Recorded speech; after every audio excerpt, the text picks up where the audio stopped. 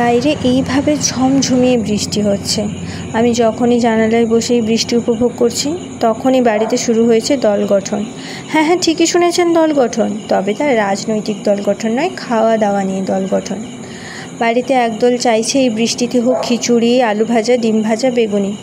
আর একদল চাইছে বাসন্তী পোলাও আর কষা মাংস। অগত্যা মন ভেঙেছে এক দলের, কারণ ভোটে জিতেছে বাসন্তী পোলাও আর কষা মাংস।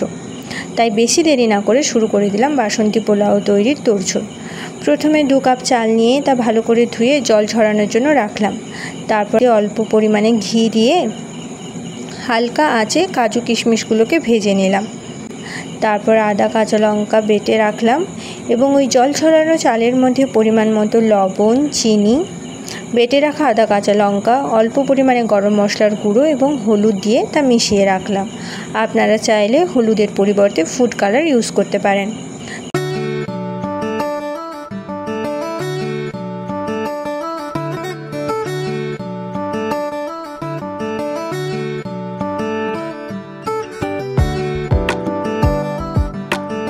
চিনি, বেটে রাখা আদা কাঁচা লঙ্কা, অল্প পরিমাণে গরম মশলার গুঁড়ো এবং হলুদ দিয়ে তা মিশিয়ে রাখলাম। আর কড়াইতে গোটা গরম মশলা দিয়ে ওই মেখে রাখা চালটা দিয়ে 5 মিনিট নাড়ানোর পর যেই কাপে চাল নিয়েছিলাম ওই কাপেরই 4 কাপ জল দিলাম। কারণ বাসন্তী পোলাওতে যেই কাপে বা যেই বাটিতে যতটা পরিমাণ চাল নেবেন তার ডবল জল দিতে হবে। আমরা 2 কাপ চাল নিয়েছিলাম, ওই কাপেরই 4 কাপ জল দিলাম। তারপর তার ঢাকা দিয়ে 10 থেকে 12 মিনিট ফোটানোর পর তৈরি ঝরঝরে সুস্বাদু বাসন্তী পোলাও। আমাদের বাসন্তী পোলাও তো তৈরি। আপনারাও বাড়িতে তৈরি করে দেখুন কেমন হচ্ছে এবং আমাদের জানান।